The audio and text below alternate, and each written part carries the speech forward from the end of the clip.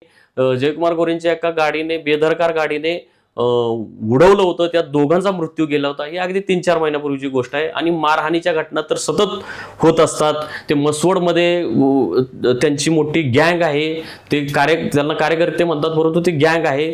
आणि अतिशय महत्त्वाचं की ज्या आवादा कंपनीकडून धनंजय मुंडेंचे जे हे वाल्मिक कराड होते, त्यांनी 2 कोटीची खंडणी मागितली होती, त्याच आवादा कंपनीचे पवनचक्कीचा उपक्रम मान खटाव मतदारसंघामध्ये सुद्धा होता।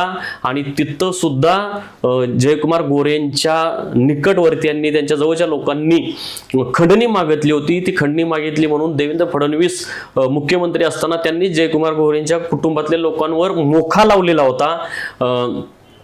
आणि हे देवेंद्र फडणवीस यांना सगळं माहित आहे। असं असताना त्यांनी जयकुमार गोरे सारख्या नालायक, नतद्रष्ट, गुंड प्रवृत्तीच्या व्यक्तीला मंत्री बनवलं।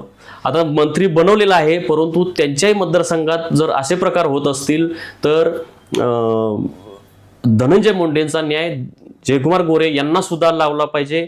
ज्या मगाशी माऊलीचा उल्लेख केला, ती माऊली उपोषणाला बसणार आहे 17 तारखेला। मग आणि ते शिवाजी महाराजांच्या सरसेनापतींच्या घराण्यातली ती महिला आहे। जर सरसेनापतींच्या घराण्यातील महिलेला न्याय मागण्यासाठी जर उपोषणाला बसावं लागत असेल तर सर्वसामान्य लोकांची काय अवस्था।